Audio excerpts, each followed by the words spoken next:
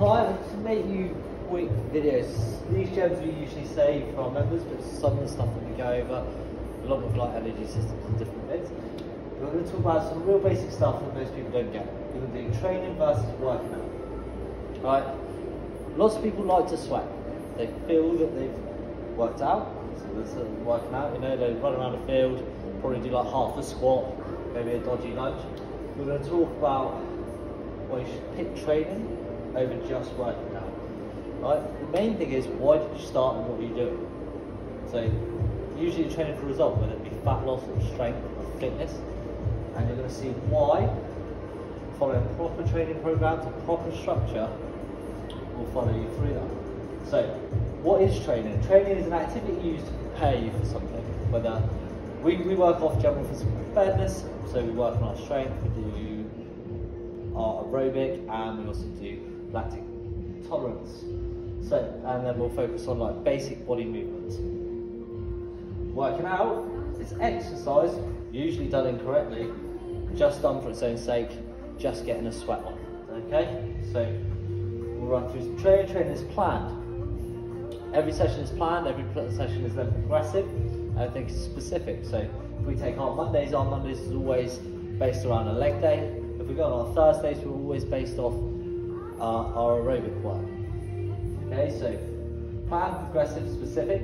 We use stats to check it, so you're measuring yourself, so you can physically see yourself getting better.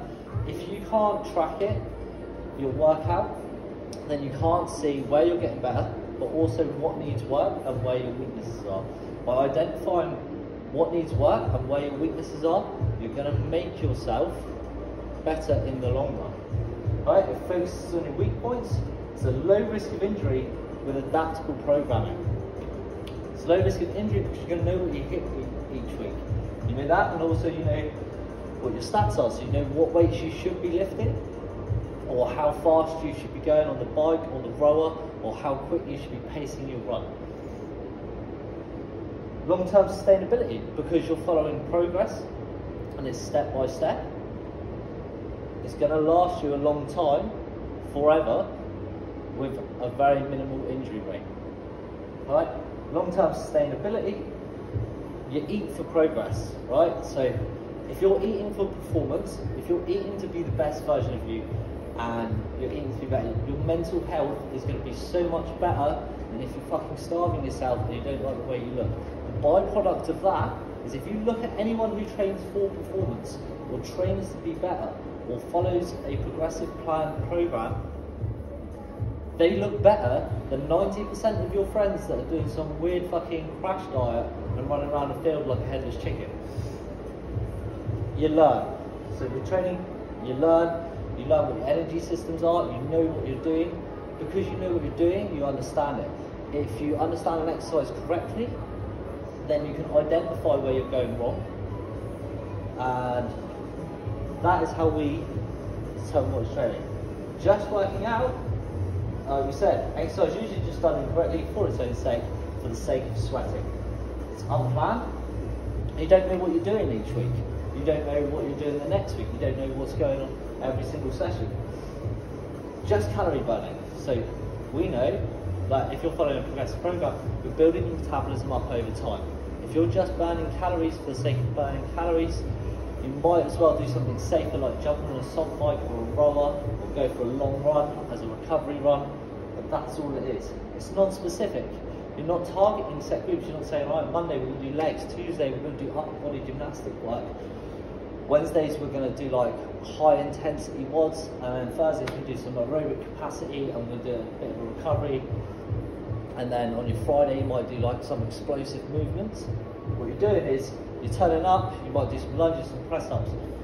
Usually all wrong as well. You've been doing like wide arm, your chest isn't touching the floor, doing some weird shit like the dad at a disco. Right? So non-specific, just a random circuit with no goals, no tracking. You measure your workout by how sweaty or sore you are. Right? So that's just working out. We never measure a workout by how sweaty and sore you are. We measure a workout by stats. We go, okay, so we've hit these numbers. I went this fast. I could work this hard today. Right? overly varied, no specificity. So that still comes into the non-specific. Doing too much stuff. If we look at our last Monday's programming, we did back squats, we did lunges, and we did 3 other movements in like a high intensity finisher. It's high risk, low reward. Right, the moment you stop or you miss a session, you haven't burned that many calories, you're going to put that weight back on, or you're going repetitive stress each week because you're not doing a rep scheme, you're not following tempos, you basically don't know what you're doing, and so that is why it's high risk, low reward. High risk of injury, unmaintainable leads to burnout, right? So you're getting shouted at by a cheerleader, not a trainer. Yeah, so a cheerleader is going to shout you all the way through a session, tell you to go harder, faster, 100% effort. Most of the time, if you went 100% every single day, you'd get ill. You'd get training cold, be man down, you're probably going to pull something, you're going to wreck your body, and that is then going to hold you back longer than if you just scale back just a little bit, you learn to do movements correctly. Like everyone we've ever had come through here, we've had to reteach. So some people have trained for decades or years or even months, and we have to unlearn everything and then we start again from the beginning. You eat usually a starvation diet, right? It doesn't say like, I know that I'm going to need roughly about 1.9 grams of protein a day. Who's going to help me work that out? Okay, so I know I'm going to need carbs to fuel my day, but also to help fuel my muscles, so that in the long run I can shred that fat if I need to take a calorie deficit, but then I know I need to then have a maintainable amount of calories. You don't use a formula like 21.6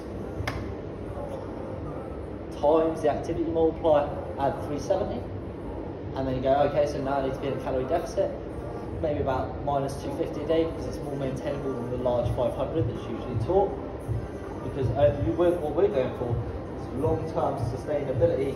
Boom, over here. Alright, so hopefully that helps you out. You learned a bit from that today.